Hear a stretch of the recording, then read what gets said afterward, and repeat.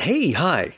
Welcome to Someone Else's Movie, the podcast where an actor, writer, director, or nebulous industry figure gives a little love to a movie they didn't make. I'm Norm Wilner, senior film writer for Now Magazine, and this is the other thing I do.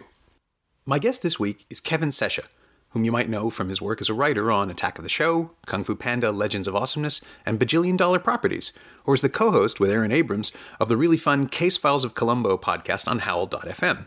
He's also the author of Punching Tom Hanks, the only pop culture self-help book you'll ever need. Kevin went with The Magnificent Seven, John Sturges' delightful 1960 Western, which turned Akira Kurosawa's Seven Samurai into a properly American frontier adventure in which a pair of gunslingers, played by Yul Brynner and Steve McQueen, recruit a posse of heroes to help a Mexican village get out from under the thumb of a murderous thug played by, well, Eli Wallach. Okay, that's awkward, but everything else, including Charles Bronson, Robert Vaughn, James Coburn, and a wonderful Elmer Bernstein score, is pretty terrific. One small warning, we recorded this episode at his apartment in Brooklyn, and the weird scrabbling noises you hear about 4 minutes in and towards the end are Kevin's dog, Tildy, who settled in on the couch directly under my recorder and made herself present. This is Someone Else's Movie, and Someone Else's Dog.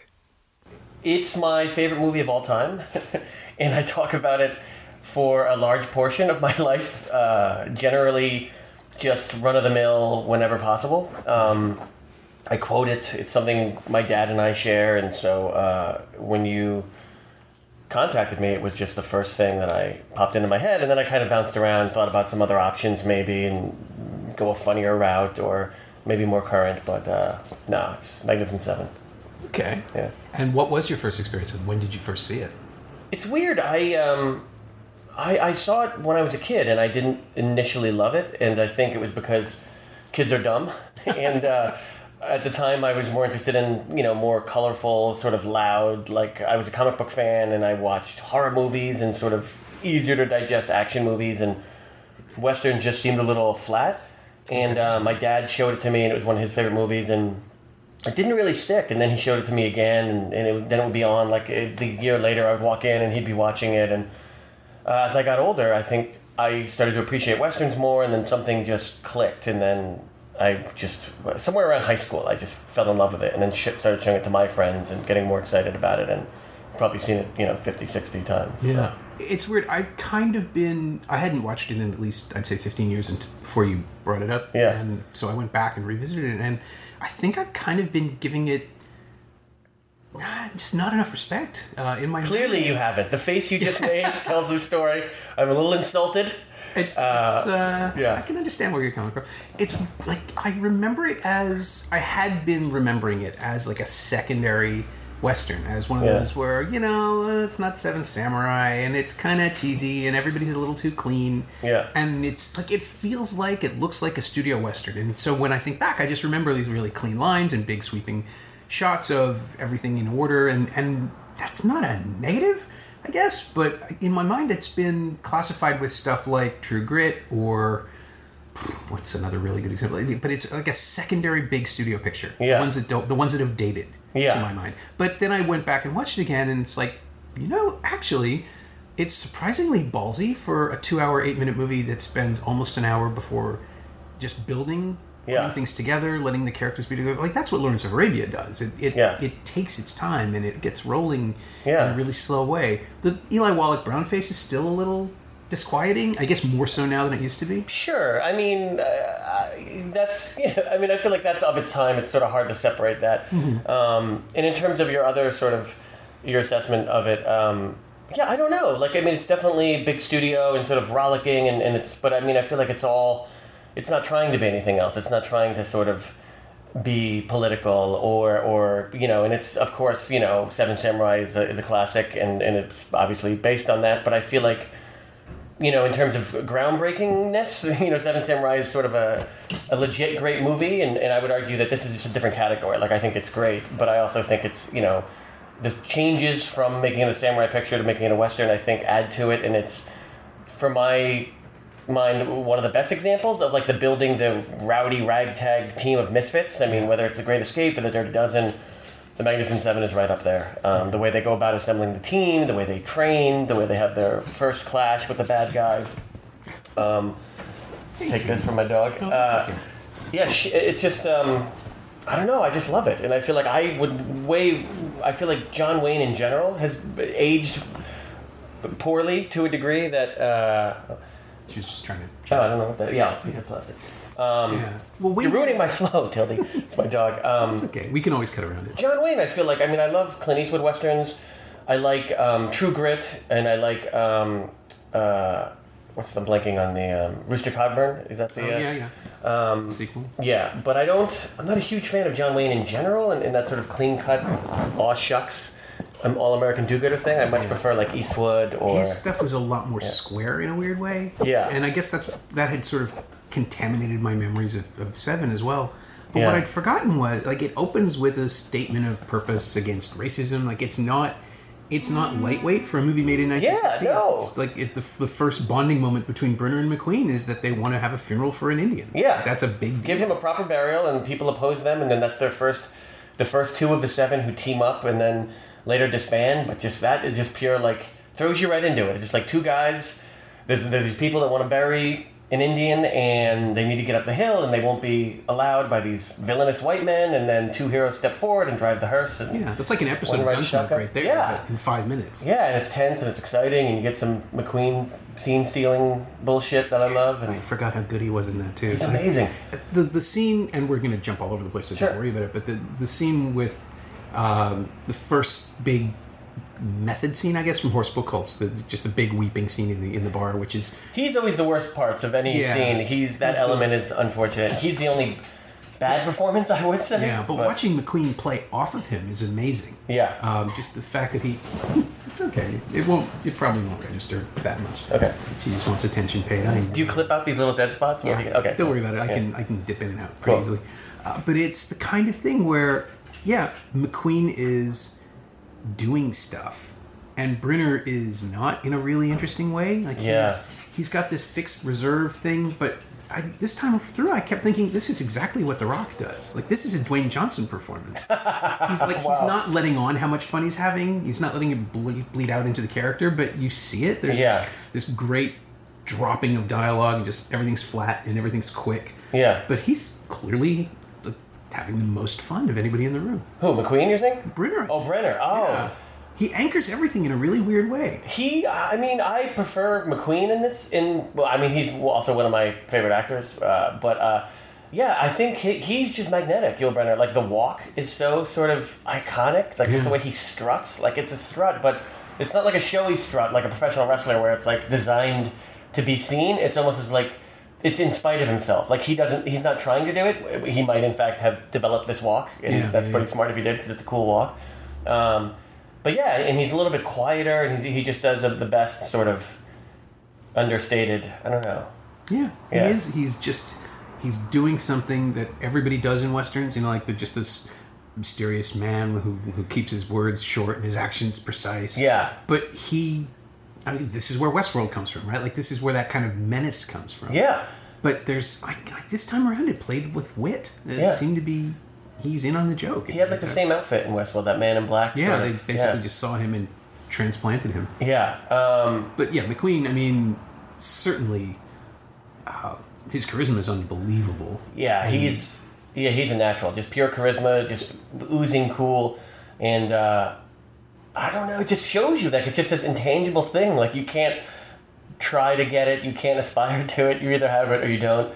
And, that's been said a lot and analyzed, but I don't know if there's a better personification of it than McQueen at his peak. And you look at the entire cast, it's almost the sort of real-life version of the building the team of elite superstars, because it's like, Charles Bronson, James fucking Coburn, McQueen, and it's like, when you have James Coburn in your movie, and he's not even the coolest guy, he's like the third coolest guy, maybe, depending on your feelings on Brenner. Like, I think I go, McQueen, Bronson, James Coburn. And then pretty great. And he has, I think of all of them, the best introduction. Yeah. Where he's just, that's all time, like, 2 lines of dialogue and just amazing knife skills, and just quickly demonstrating exactly why you're going to watch him for the rest of the movie anytime he's in the shot. Yeah, perfect. And it's just that scene, where the bully has heard a rumor, he wants to challenge him, he thinks he can be better with a knife than he is with a gun, and he doesn't have to prove anything, he's just laying there catching 40 winks in the dirt, content with his hat pulled down over his eyes, and he has to be literally shoved and kicked and prodded into this contest, and then he just annihilates the guy. It's so iconic. Yeah. And again, it's done with an economy of effort that speaks to the character. Yeah. And you just I keep realizing watching it that the other thing too was that I was expecting him to be Australian because he is in The Great Escape. Right, yes. I just like, oh no, that's different. I'm glad he didn't trot out that accent. People can't handle it in two movies.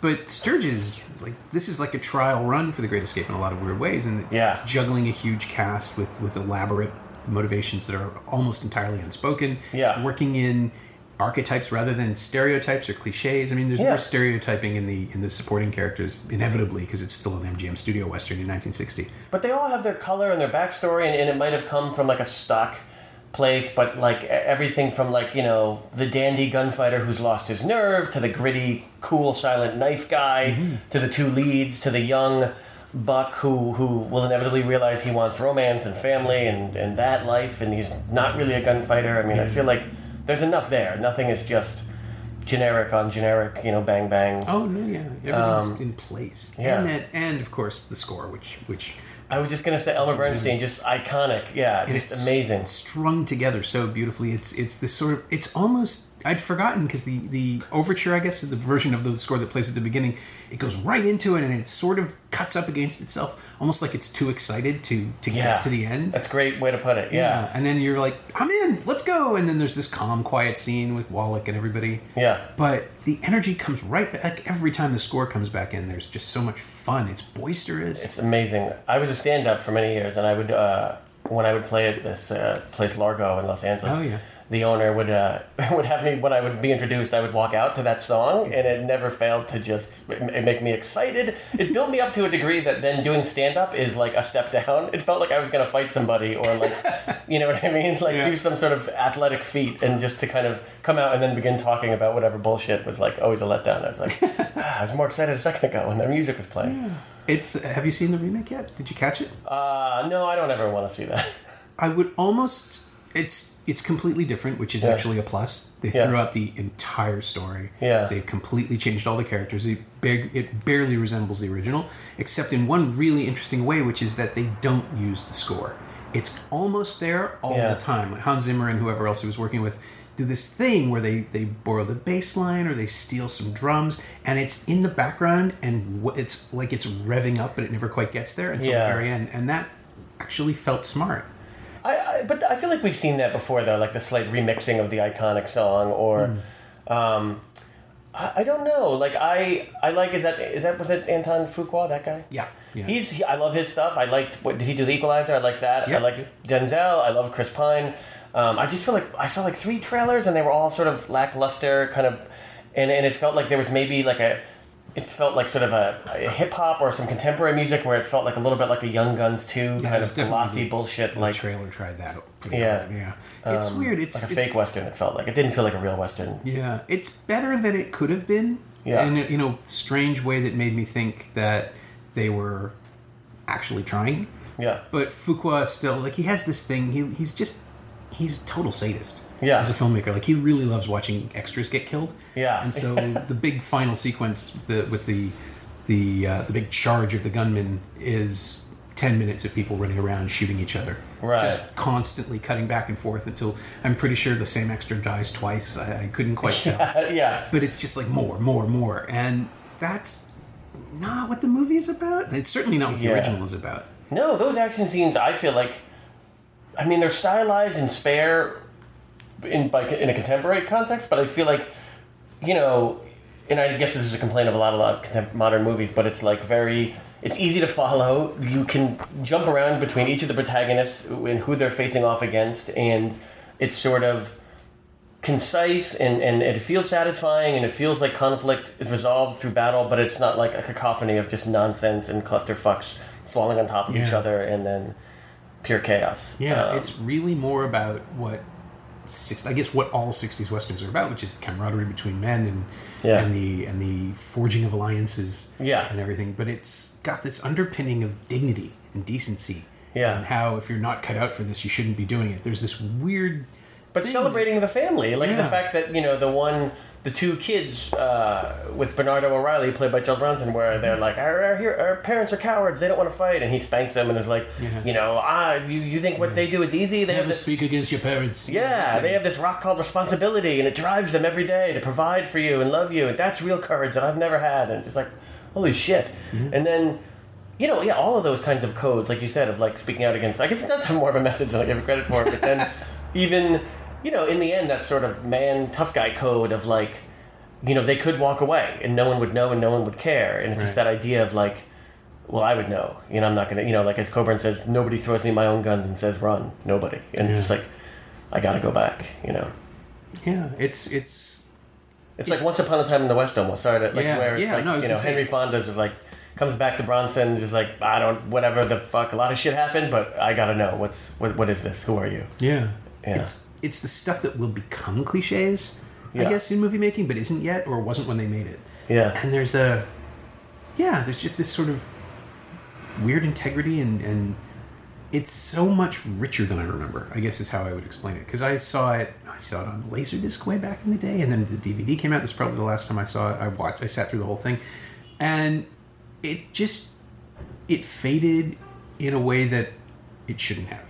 Yeah. And that's on me. Like, that's completely on me underestimating it. No, you screwed up. You've done a grave error to everyone. This is my prediction. Yeah. But the idea that it is now, when the remake was announced, you're like, oh, really?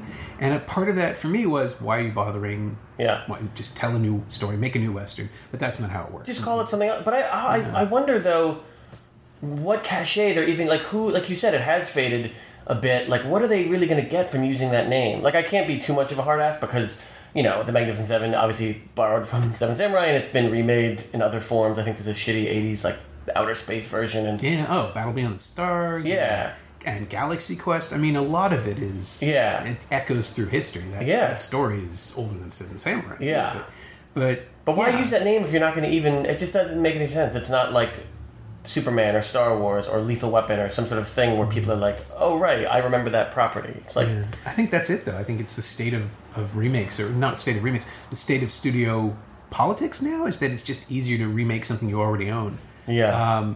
Gus Van Sant told the story once about every time he had a hit, he would be brought to the studios on the tour. Mm-hmm. Like, he would go to Warner, he would go to Universal, he would go to Fox, and they would all say, hey, we really want to be in the Gus Van Sant business. And every time he went to Universal, they would pull out a little card catalog of all the properties they owned. And wow. I'd say, does anything look interesting to you?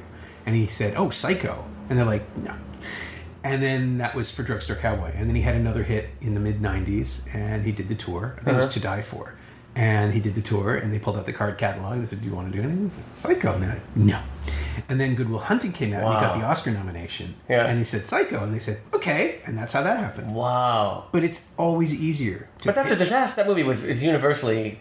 It's weird. Hated, right? It kind of is. I mean, absolutely. It was panned. But what it is, and what fascinates me about Psycho is, it's a movie about the impossibility of doing a remake of Psycho. Like, the whole film is engaged by showing you, we're setting it in the same period, we're using the same shots, basically, line for line dialogue, we're doing a couple of little tweaks, and we're going to get Chris Doyle to make it beautiful, but you can't remake Psycho. Everybody knows the twist. And so that's what the movie's about, and it's really interesting. But you're saying it's a meta take on that? Or it absolutely is, yeah. That was his purpose. But why is that a lesson that needs to be taught when you look at the fact that, like, yeah, you said, like, you already know the surprise, you already know the scenes, everything is familiar. Like, who out there was arguing that you could make a shot-for-shot remake of Psycho? Like, I feel like that's sort of feels like a straw man type. I think as soon as they gave him the green light, he had to figure out a way to make it interesting, because right up until then it was just this, remake Psycho, it's a concept. And we talked about it when Restless came through TIFF, so 2011 maybe, and I hated Restless. I didn't see it. You don't even remember. No one remembers. I'm not a huge fan of his. He's great and he's awful. I don't think there's a real middle ground with this. But how is it meta? You're saying it is like a winking, like almost like a Starship Troopers, like he's subtext to it, where he's like, "See, I told you I couldn't." Like his argument is that it should be the last remake, and it isn't. And nobody learned a lesson. So it really was this kind of like multi-million dollar lecture on did the cast know, you think? I'm pretty sure Julianne Moore knew. I don't know if the others did. Maybe Vince Vaughn. Is this written anywhere? That's fascinating. We talked about it. I have a 20-minute interview with him that I've never been able to use because it's just like, I really don't want to talk to you about Restless. Let's talk about Psycho. Wow. And we did. We talked for 20 minutes. We had a half-hour slot. We spent all of it talking about Psycho. So it was him just trying to spite the film industry and teach them a lesson. Kind of. That's amazing. If that's, I mean, I believe you. Well, like, he's a semiotician. Him and Todd Haynes are the two weirdest film people to accidentally have commercial success because they really just want to be left alone to do their stuff. Yeah. And address, like, the way Far From Heaven is sort of a 50s movie, but it's really not because it's contemporary and it uses language and sexuality in a way that it wouldn't at the time. Yeah. And it also tries for the Technicolor Douglas Sirk thing. It's just about exploding the impossibility of telling a period piece accurately. And Psycho is like, you really want this? Are you guys sure? Yeah. Oh, no. I mean, at the risk of his own career, because that was never going to be a successfully received message by Hollywood. Yeah. Where they were not going to be like, oh my God, you're right. Yeah. And he's done, like, it stopped nothing. He acknowledged, like, well, I changed nothing. Yeah. I couldn't stop it. There's no way Vince Vaughn knew. But, I wonder. You really want me to masturbate? Yeah. Trust me, it's meta. Yeah. But when you come to the Magnificent Seven, the only way to remake it is to play it absolutely straight, which they did do. Yeah. You got Chris Pratt being kind of a live wire, but at least it's McQueenie. Like, it's within the context of the film. It feels like, but I feel like it also suffers though from Pratt having done that so recently in so many better things. I mean, it's sort of him doing his like charming hunk routine thing, which was better in Guardians of the Galaxy and better in. I guess. I mean, I thought it was a terrible movie, but Jurassic World, I guess he's kind of doing the same shit. It's his thing. Yeah. And I think it needs more to it than just that. And I think maybe James Gunn gave him that in Guardians, and he doesn't have that in Jurassic World. But Jurassic World, I don't think anybody has anything to hang on to. Right. Yeah. Like, except maybe. Well, like Jake Johnson and Lauren Lapkus, because they've been allowed to do things to keep it interesting. Yeah, they were important. Yeah, no, absolutely. Yeah, but it's one of those. I think that's the kind of thing that Van Sant was arguing on Psycho, is that you don't need to make this movie. We have the other one. Yeah, and with the Magnificent Seven, oddly enough, cast Peter Sarsgaard as the bad guy and not do a Wallach performance. Let him do, like, he's basically playing a land baron. They've changed everything. It's completely not the original movie. And so you don't think, who's going to be Yul Brynner? Who's going to be Steve McQueen? Like, Pratt is kind of McQueen, but the roles are different, and Washington's character is completely new. And it's still, I'm seeing your face is going, I feel like I'll just go watch Bone Tomahawk again, or some other recent great westerns that have come out, Yeah, it's a weird place to be, because you're making a movie for people, presumably, who remember the original, because that's why you go to the remake. And it's, 56 years old now. You're courting, maybe that's it, the Washington strategy. You court the middle-aged demographic rather than the kids. I mean, I think it can be done. I mean, you look at, like, I'm thinking of westerns, and it's like Pale Rider was like basically a remake of Shane. Yep. And they didn't use Shane, which I guess they could have, and I think both are great movies. I really like Pale Rider. Is much more of a melodramatic, I don't know, I mean, it's more of an 80s action movie western, I guess, but I love it. I think it looks great, and Pale Rider's great. Yeah, I guess. Well, I don't know why they didn't use the name then though. And then you look at, like, different studio. Yeah, no wonder, like, Eastwood just couldn't get it because he was at Warner instead of Paramount. Maybe it's that simple. Yeah, or he just decided it was totally different. He's not Shane. He comes out of nowhere. He's not Shane. Yeah, but they're both so great in different ways, and so I'm not against remakes. And even I love The Quick and the Dead, Sam Raimi, but that's clearly a ripoff of. Once Upon a Time in the West. Right, and it sends it up at the same time. Yeah, no, definitely. And with his shots, and it's much more of an homage. Yeah, exactly. Yeah, it's more of a goof on the concept of the old Western. Yeah. But, yeah, you come back to the original Magnificent Seven, or I'd come back to the original Magnificent Seven after all this time. It's like, wow, I owe them an apology. It's about stuff. It's got things going on. Yeah. And the thing I noticed this time around, too, is how weirdly, I don't know why it was done. Maybe it's just the people that they had at MGM, the actors that were coming up, like Bronson and Buchholz. But you get the sense of an immigrant America Like, people are coming to the West. Yeah, absolutely. In a way that I'm not sure was intentional. Yeah. They never really talk about it in the film. There's no commentary on where they're from or who everybody is. But, Brenner's not from there. Yeah. Bronson's not from there. There's people who have just turned up in this frontier. Yeah. And it speaks to that whole, or maybe it's just because I'm reading Sarah Vowell's book on Lafayette and everybody's going back and forth from England and France to America. Yeah. But it's like, it's in my head. It's like, no, suddenly I realized these people are not native. Like, this is about a whole new America happening. Yeah, that was the Old West, I think, and that's the appeal in the subtext in a lot of the great works. But so many of the westerns made at the time were just pure white. Right. They're really not about new citizens or anything like that. Yeah. There's no sense of, like, maybe it is just an accident, but it works really well. Like, looking back now, I'm thinking there is more going on, or there could be more going on if you want there to be. Yeah, I wonder how intentional that was, but. Yeah, I mean, there's just so much to enjoy. We've yet to mention Brad Dexter, Harry Luck, who's maybe, I guess Horst Buchholz is the most unknown, right? I think that was his first thing. He was like some German heartthrob. He was supposed to launch and it didn't happen. Yeah. Because he's giving this weird method performance that doesn't belong in that movie. Yeah, he's literally like swooning and falling and acting all over everything and that shot yelling of him, and the close-up of his hand at the bar, give me my gun, your gun is right there, dude, just reach out. Yes, yeah. But it's chaos in his head or something. It's really, it stands out so much. Yeah. Because no one else is doing anything. Yeah. And in that scene, just watching McQueen play off of him is I think I may have already said that. Yeah. Is fascinating. No, it is, yeah. But it's also, like, this performance does not belong in this movie. He's not too far from, like, George Chakiris in West Side Story.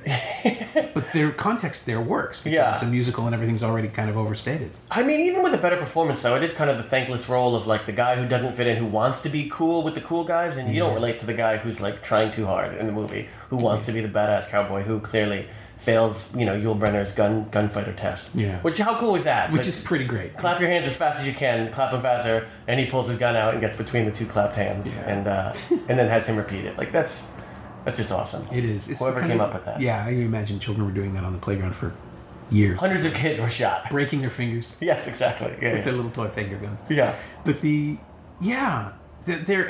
so Harry Luck, again, not a totally thankless role. Yeah. But the guy who has to sort of be the voice of wisdom But also comedy. I feel like his whole presence there is a deluded notion that, like, he's been duped, but he wants to believe that there's some sort of gold or a mountain of rubies underground, and he's constantly, he's trying to, like as Chris said, don't understand me too fast or whatever. Like, he thinks there's some other con, and he believes it's, he can leave it to his friends to work out the details, but, they're there to get rich, and then even on his deathbed, Chris keeps the lie going for him. So it's gonna be great. We're gonna be rolling in it. But what was it, Diamonds? Yes, Harry Diamonds. You had it right all along. Sad.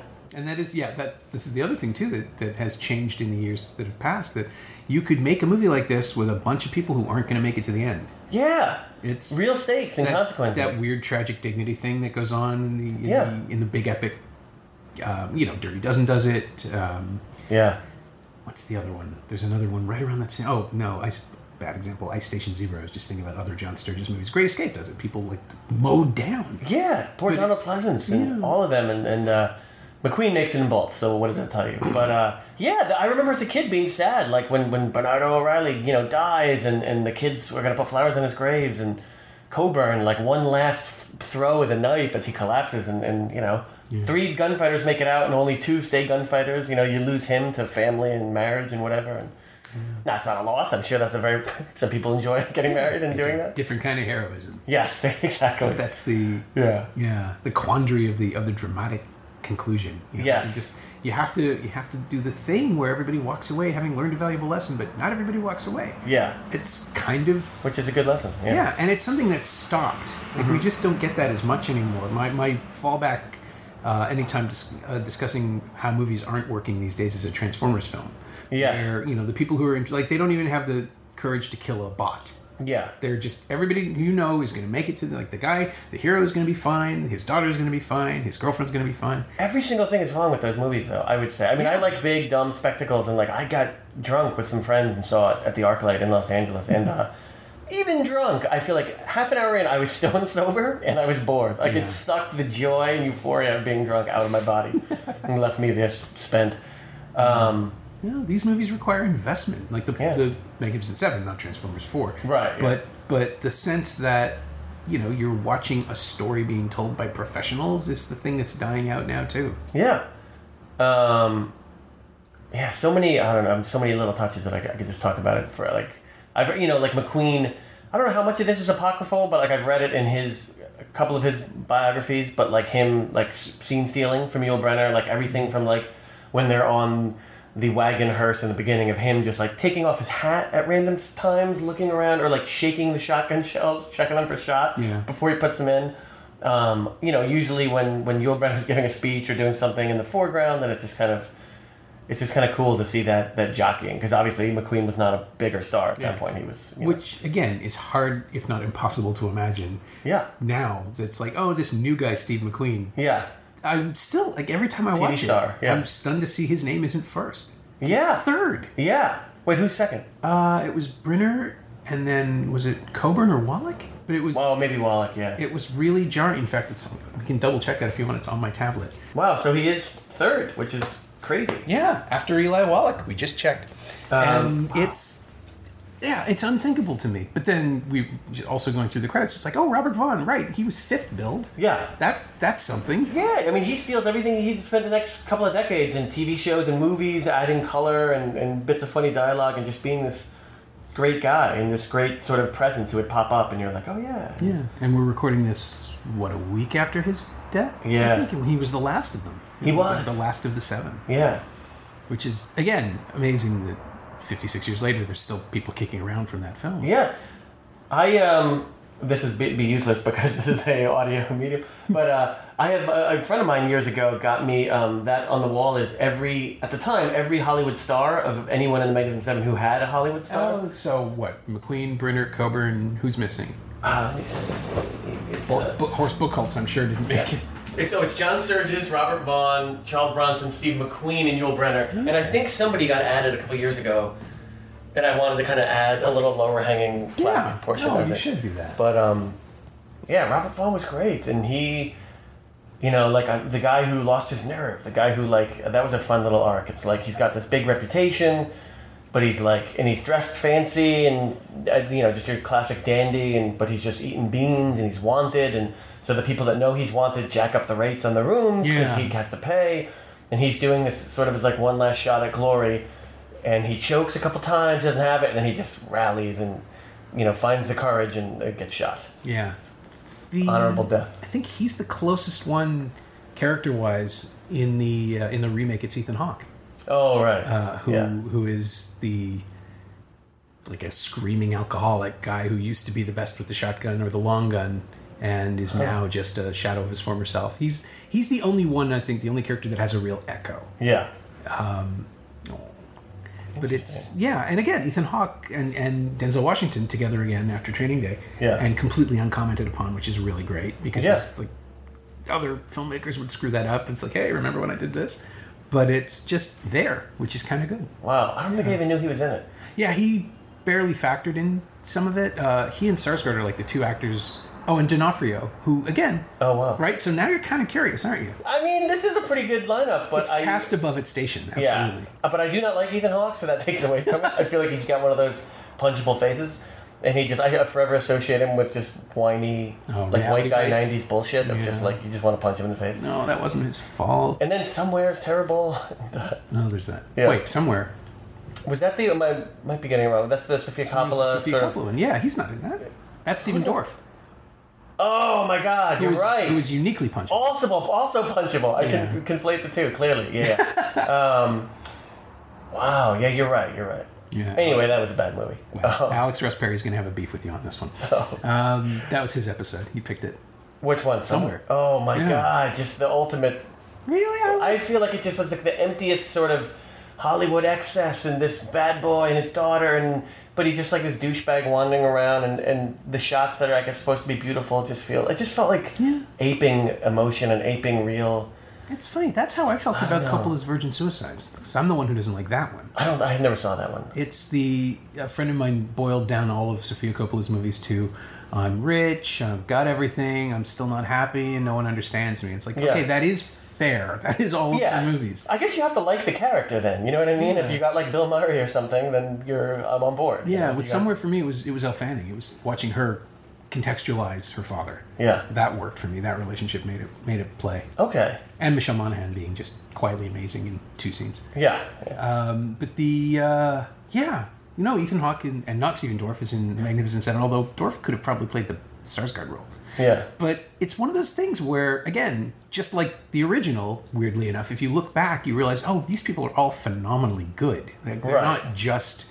I mean, Bronson is probably the least of them because he really only did one thing. Yeah. But he did it better than anybody else. Yeah. So you look back and it's like, oh, James Coburn, Robert Vaughn, Yul Brynner, none of these people was necessarily only a cowboy guy. Yeah. There's all kinds of stuff going on. Well, that's what's cool about Bronson, though, and I look, and we're looking at it through like reverse history or whatever. Sure. But it's like you're like, oh, that's like Death Wish and Mr. Majestic and The Mechanic is The Mechanic with Jan Michael Vincent, where he shatters a champagne flute with his muscular hands for some reason. He could totally do that. And or The Great Escape. I mean, it's just sort of like you got Charles Bronson in there, and again, he's like one of many highlights. It's just like. It just feels like almost like a like Avengers almost kind of thing. You know what I mean? It's like you sort of get. I mean, I know the Magnificent Seven, the remake. I'm like, none of those guys are as big, with the exception of maybe Denzel. It's like Bronson, McQueen, Coburn, and it just feels like this all-star team up or something. Yeah. So over the years, how have you? Like, obviously, you've introduced other people to it. You forced it on other people. Yeah. How have they responded? What's the experience been like for you? The people who like Westerns love it and sort of have the reaction you have. People who are indifferent to Westerns or dislike them outright are not going to really come around. I did actually last year on my birthday, I went to this bar around the corner, and they have a big screen, and I was like, I'm going to have my party here. Can we show my favorite movie, Magnificent Seven? And we did, and people seemed into it for the first 15 minutes, and then obviously, it's still a bar. So. Right, yeah. But a couple people were like, oh, that was really cool, and they were still kind of clustered close to the screen and enjoying it, and then... mentioned, finishing it up, watching it later, and liking it. Yeah, and it is. You have to like Westerns, though. It's not going to do the impossible. You have to like those themes and that look and that kind of pace and dust and dirt and guns and cigars and sort of bravado. Yeah, there's a lot of chomping and spitting in this one. I'd forgotten quite how much cigar activity there is. Yeah, Wallach's doing it constantly, and I'm pretty sure I saw... Like, Coburn does it at least once, and Queen does it, and everybody's just running around spitting out pieces of stuff. Yeah. I mean, it's not quite as gritty as, like, an episode of Deadwood, but, I mean, especially for a 60s movie, like you think studio about it, thing, but it's got some grit to it. Yeah, how filthy that world would be. Yeah. And then you've got... And maybe it's just part of the whole Metro Color thing, where everything looks better and cleaner and brighter. Yeah. But it's a nice little piece of business recurring through the movie that puts it at odds with everything else. What's that? Like the cigar stuff. Just the fact that it's and the drinking and the and Horseball called sweating. And it's just it feels more real than it otherwise might. Yeah. And it doesn't feel a stagey or studio. But I don't think they shot it in Mexico. They actually did that. Yeah.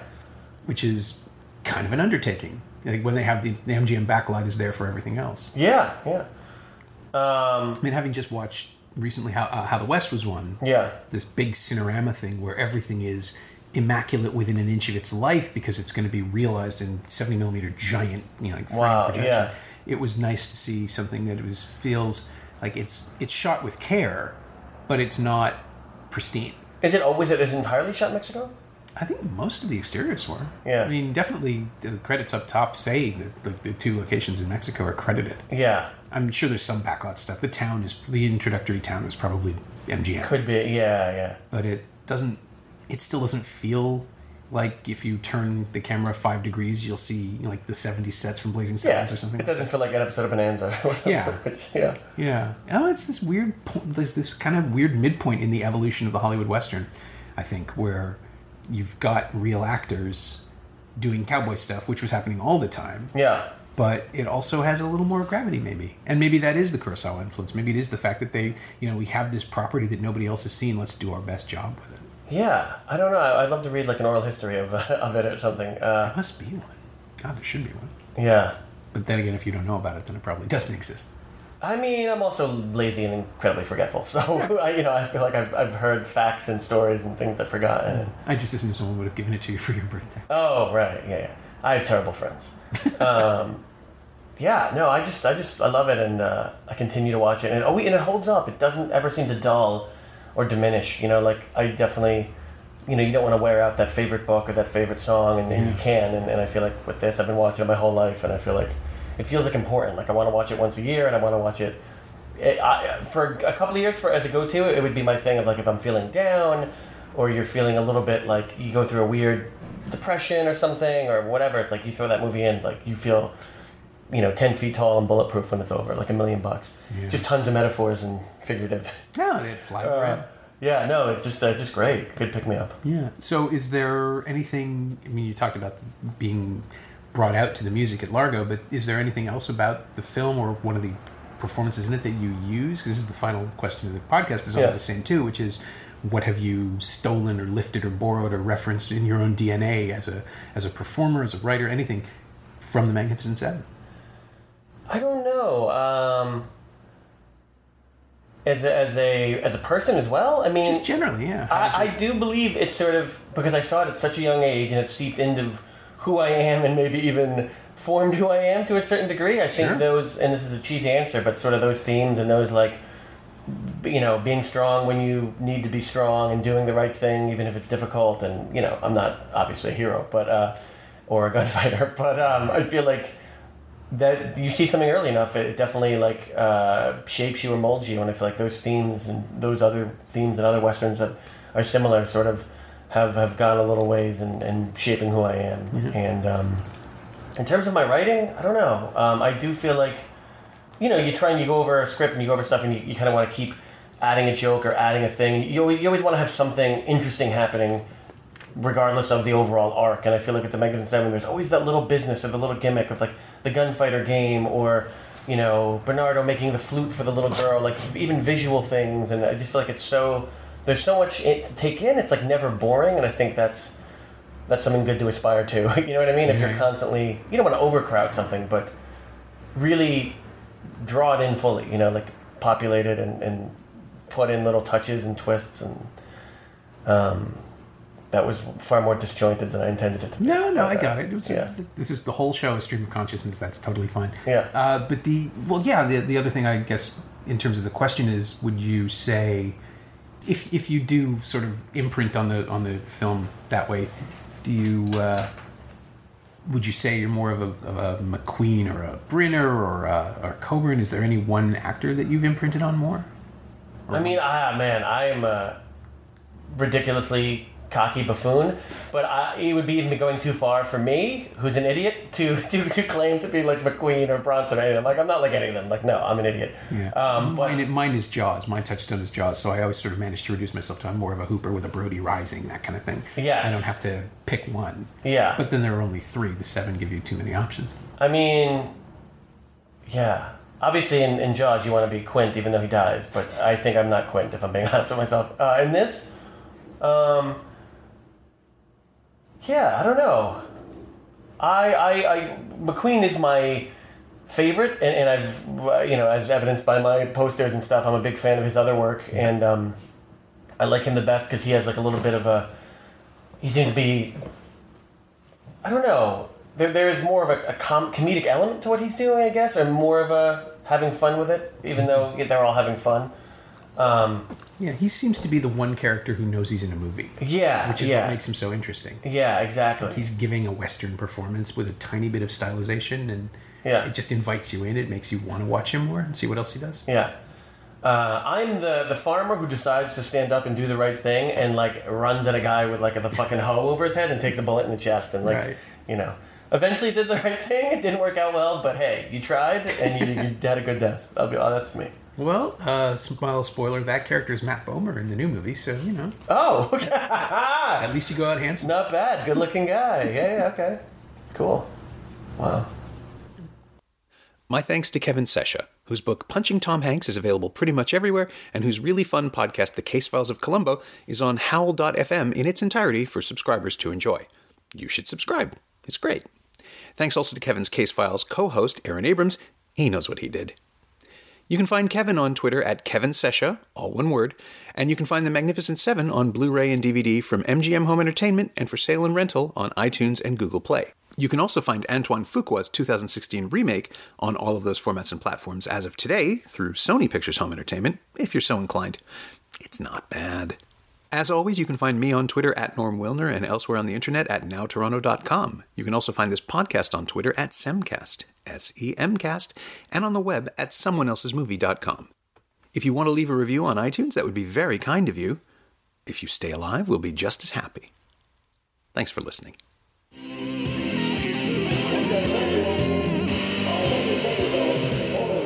Hold it, fellas. I'm afraid you're just too darn loud.